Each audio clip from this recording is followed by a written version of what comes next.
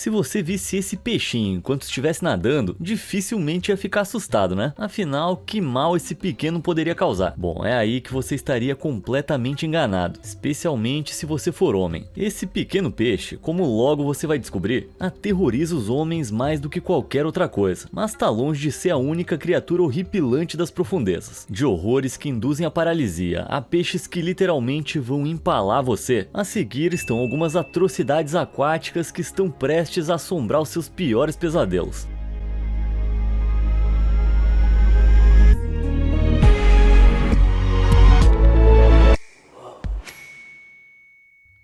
O candiru.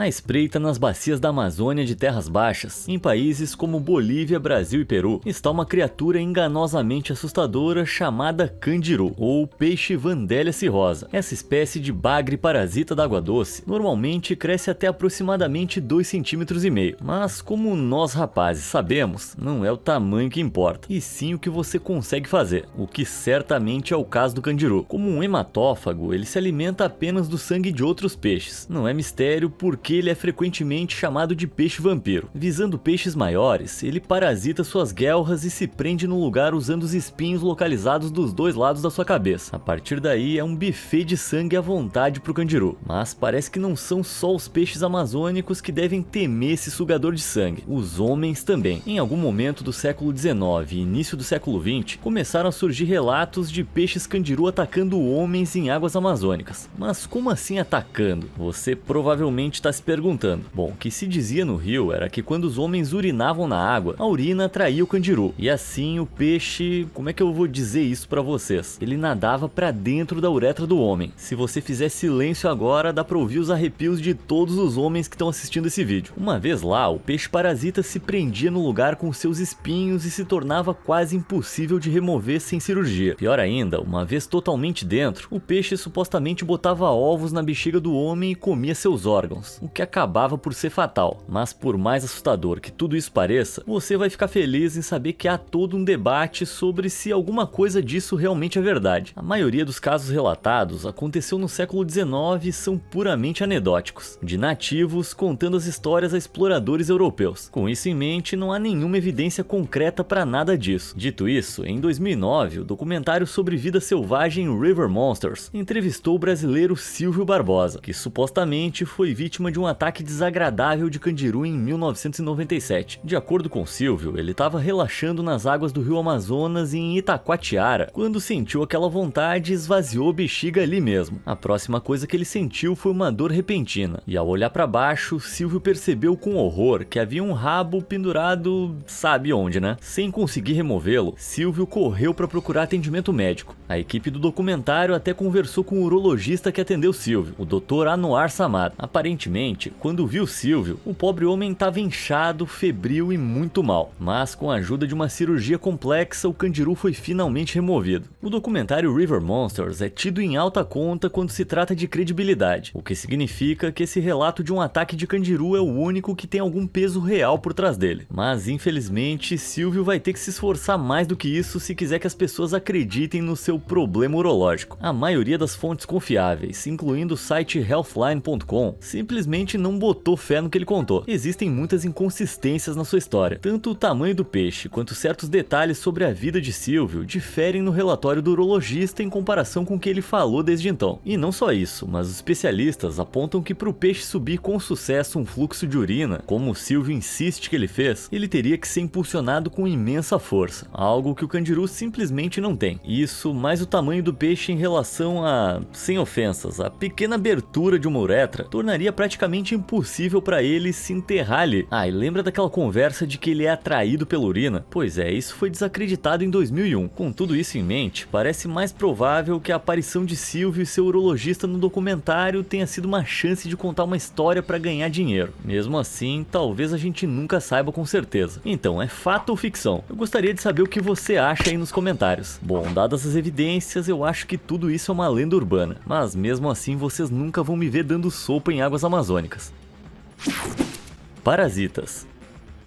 É normal que a gente associe água com peixes, mas há um monte de outras criaturas assustadoras espreitando lá, incluindo alguns parasitas muito desagradáveis. Eu apresento a vocês os vermes da Guiné. Nativos da África, esses parasitas aquáticos começam a sua vida como larvas minúsculas e infectam copépodes microscópicos, ou pulgas d'água, que residem em água parada. Consequentemente, pessoas sem acesso à água potável segura podem ingerir acidentalmente esses copépodes e, por sua vez, larvas de vermes da Guiné. Uma vez no sistema digestivo do hospedeiro, os copépodes morrem. Que beleza! Mas as larvas do verme da Guiné, por outro lado, prosperam. Ah, que droga! Ao longo dos meses seguintes, 2 das larvas acasalam e o macho morre. Porém, a fêmea se desenvolve em um verme de aproximadamente 90 centímetros de comprimento, com a circunferência de um fio de espaguete cozido. Mas se você for infectado por uma dessas criaturas grotescas, provavelmente nem vai saber até 1 ano ou mais depois de engoli-la. Isso porque nessa época, essa amiguinha vai ter deslizado por todos os tecidos conjuntivos do seu corpo, até chegar à sua perna ou seu pé. Então uma bolha inchada e dolorosa vai aparecer, e pode ser que você sinta febre. Por fim, o verme vai sair da sua pele, horripilante que nem essa cena do Jack em O Iluminado. O objetivo dele? Encontrar água e liberar as larvas que ele vem cultivando dentro do corpo. Cara, essa foi uma das coisas mais grotescas que eu já falei aqui. Com a cabeça inchada, a única opção é puxar esse sugador com muito cuidado. O que eu ouvi dizer que pode levar de várias horas a várias semanas. Mas você quer as notícias realmente ruins? Considerando que os sintomas não aparecem por 1 ano inteiro, você pode ter um agora mesmo. E o verme da Guiné não é o único verme parasita rondando as águas. Eis os vermes sanguíneos. Essas pequenas criaturas nodosas causam uma doença conhecida como esquistossomose, que afeta quase 240 milhões de pessoas no mundo todo, perdendo apenas em números para a malária. Formas larvais do parasita vivem dentro de caracóis de água doce em alguns países da África, Sudeste Asiático e outros lugares. Depois de desenvolver uma cabeça bifurcada, os vermes sanguíneos deixam seus hospedeiros caracóis e vivem na própria água. Se uma pessoa entra em águas infectadas, os parasitas podem penetrar sua pele com essa cabeça bifurcada. De lá, eles migram através do tecido do hospedeiro, até que florescem em vermes adultos, e então eles crescem muito rápido. Os vermes acasalam dentro de você, produzindo ovos que viajam para a bexiga ou intestino, e geralmente são eliminados pela urina ou fezes. Porém, frequentemente esses ovos ficam alojados no intestino ou na bexiga, causando inflamação e cicatrizes. Outros sintomas da esquistossomose incluem dor abdominal, diarreia e, em casos mais progressivos, até mesmo câncer de bexiga. Mas se você tiver o azar de contraí-la, nem tudo é tristeza. A doença pode ser tratada com o medicamento praziquantel, mas o ideal ainda é não ter vermes parasitas acasalando e vagando pelas suas entranhas. De volta à Terra, mas ainda falando em parasitas vermiformes, vamos voltar nossa atenção para possivelmente a criatura mais nojenta até agora: lombrigas parasitárias. A forma larval desse parasita é transportada por mosquitos e depositada em humanos quando eles picam. Uma vez na pele, as larvas se enterram e migram para os vasos linfáticos do hospedeiro, onde crescem e se tornam vermes adultos. Isso inflama o sistema linfático, o que não é nada bom. Essencialmente, o sistema linfático é uma rede de órgãos, vasos e tecidos que movem uma substância aquosa fina, a linfa, para diferentes áreas do corpo. É uma parte vital do sistema imunológico, já que a linfa remove substâncias nocivas das suas células e fornece nutrientes e proteínas. Mas quando infectado por lombrigas, o sistema não consegue funcionar corretamente. Uma doença conhecida como filariose linfática ou elefantíase. Como seu corpo se torna incapaz de drenar a linfa, ela se acumula, principalmente na parte inferior do corpo, e resulta em enormes inchaços e aumentos significativos. Se não for tratada, ela pode em algum momento se tornar tão grave que os rins e todo o sistema imunológico dos pacientes são seriamente danificados. Felizmente, certos medicamentos e quimioterapia podem ajudar durante os estágios iniciais, porém, em muitos casos, a cirurgia é necessária. Mas como Sebastião da Pequena Sereia já disse uma vez, é melhor onde é mais molhado. Então vamos voltar para o fundo do mar e conferir o nosso próximo terror marinho, que atende pelo nome de Naegleria fowleri, e não querendo ser muito dramático, mas é mais comumente conhecido como ameba comedora de cérebro.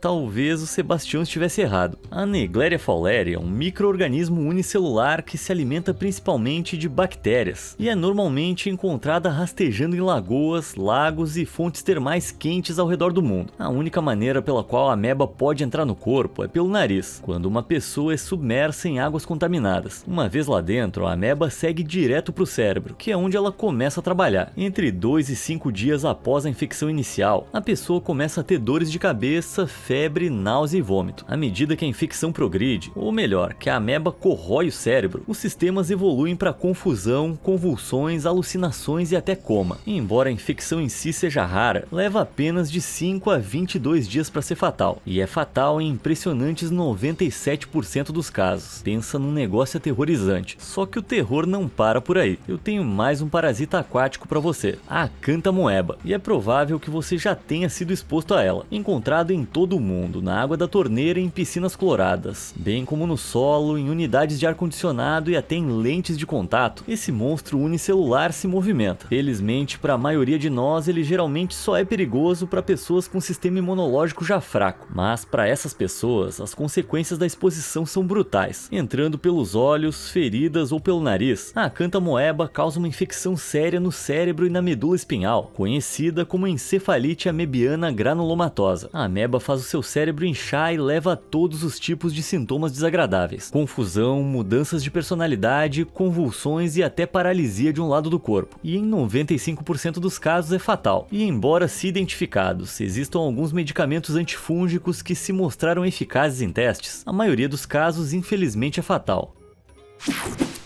Brutalidade do peixe-espada.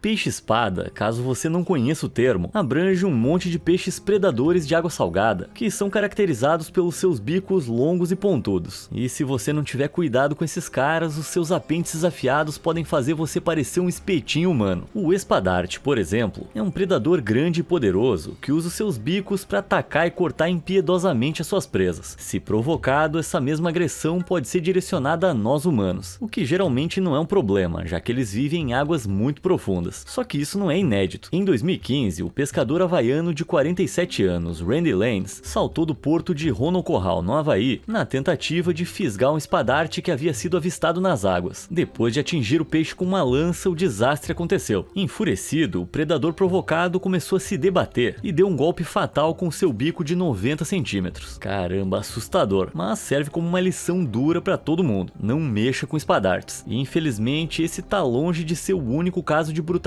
com peixes-espada. Quando o indiano Molly Jogana, de 40 anos, e os seus amigos estavam pescando em alto mar na Baía de Bengala em 2022, eles começaram a ter dificuldade para puxar uma das suas redes. Sabendo que devia haver algo enorme lá dentro, Molly pulou na água para verificar. Um grande erro. Enquanto ele nadava até a rede, ficou chocado ao encontrar um marlim preto, um peixe-espada enorme, capaz de atingir mais de 4,5 metros.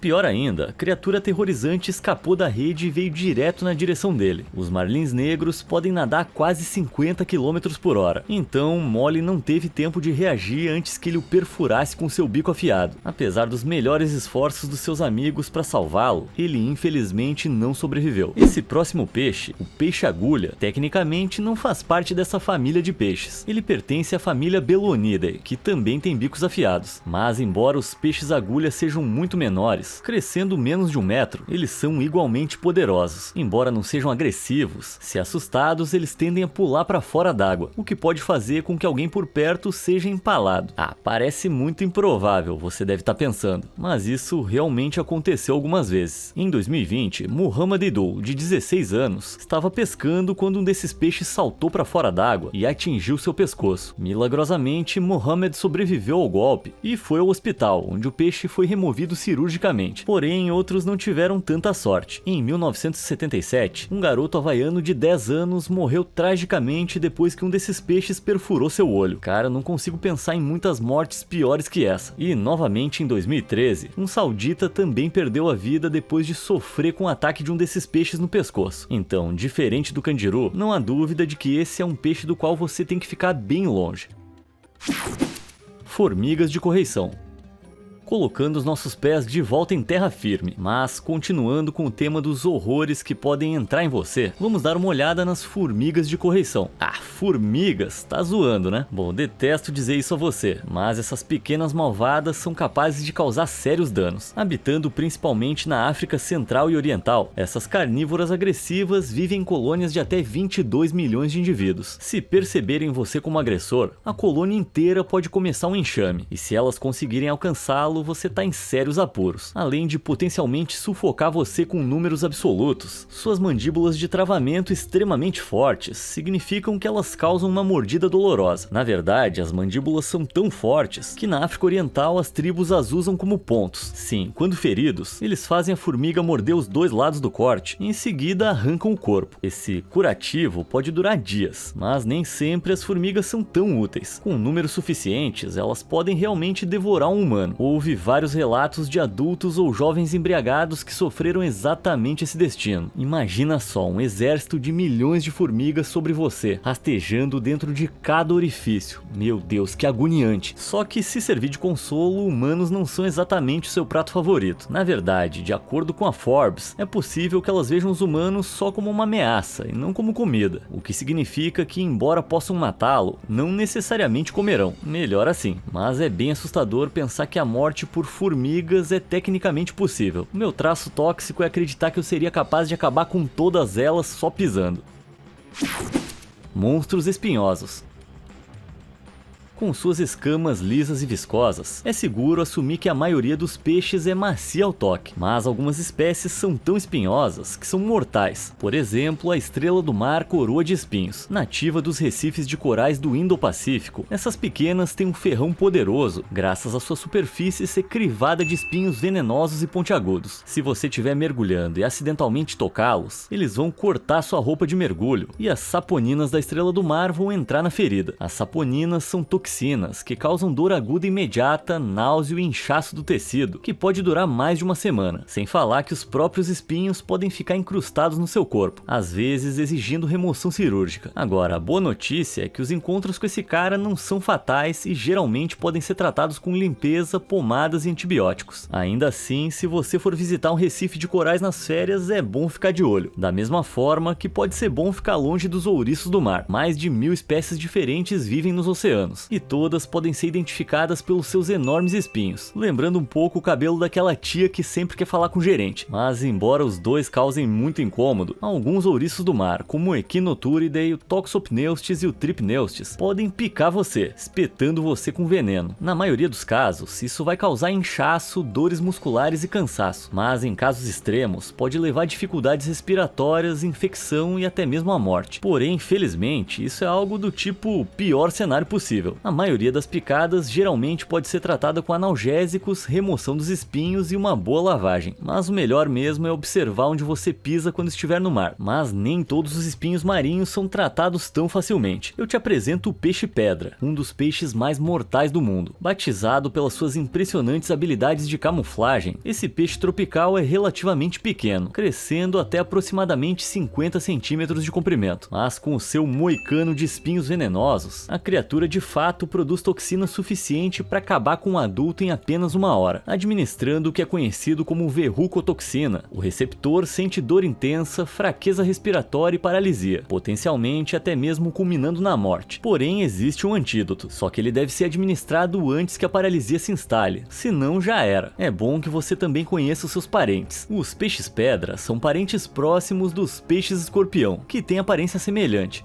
Digamos que não é uma família assim muito bonita, mas embora o peixe-escorpião não seja tão mortal, ele também tem uma picada mega dolorosa. Sim, uma sacudida de nadadeira de um desses caras pode deixar você com dificuldades respiratórias, náusea, diarreia, convulsões e até paralisia. A maioria das pessoas pode ser tratada simplesmente removendo os espinhos e limpando a ferida com sabão e água quente, mas é uma provação pela qual você realmente não quer se submeter, a menos que você esteja naquele programa de TV australiano Reis da Dor, claro. Esse programa mostra um grupo de caras que são intencionalmente picados e mordidos por várias criaturas. Pois é, também não tem palavras para isso. Tendo se colocado voluntariamente à mercê do peixe-escorpião, eles com certeza receberam picadas que os deixaram desejando nunca terem sido tão estúpidos. E essa talvez é a coisa mais australiana que eu já vi. Bom, se você chegou até aqui, eu acho que você tá curtindo. E se não quiser que essa diversão acabe, deixa um like nesse vídeo e inscreva-se no canal. Dessa forma, você nunca mais vai perder nenhum dos meus vídeos. Mas por enquanto, vamos conferir mais alguns peixes assustadores. Lampreia do mar. Já me disseram que eu tenho um rostinho que só uma mãe poderia amar, o que é uma completa mentira. Ela não parece gostar muito de mim, mas essa próxima criatura marinha é tão feia que praticamente não tem rosto, parecendo algo que nadou direto das profundezas do inferno. Essa aqui é a lampreia do mar, nativa do hemisfério norte. Essa cria demoníaca parasita compartilha o apelido de peixe vampiro, assim como o candiru, considerando que também tem um apreço por sangue, o que, se você bem lembra, a torna hematófaga. Enquanto ela se esgueira pelo norte e oeste do Oceano Atlântico, a lampreia do mar caça outros peixes, agarrando-se a eles com seu vórtice de dentes afiados como navalhas. Depois de se prender, ela usa sua língua áspera para perfurar sua carne e drenar os seus fluidos corporais. Mas você pode ficar despreocupado com qualquer ideia dramática de ser caçado por um desses sugadores de sangue. Especialistas garantem que elas são relativamente inofensivas para nós, preferindo peixes de sangue frio a mamíferos de sangue quente. Dito isso, ataques de lampreias não são inéditos. Além do Oceano Atlântico, elas também espreitam nos grandes lagos da América do Norte. A famosa nadadora canadense de longa distância, Marilyn Bell, nadou com sucesso a largura de 52 quilômetros do Lago Ontário em 1954, quando tinha apenas 16 anos. Ela disse que lampreias constantemente se prendendo ao seu traje de banho e tentando se alimentar dela foi um dos maiores desafios. E não são simples sanguessugas se agarrando a você. As lampreias marinhas crescem até 1 metro de comprimento, como esse monstro que apareceu na costa da Holanda em 2023. Sei não, acho que isso aí é um demônio que saiu das profundezas do inferno. Cobras marinhas mortais.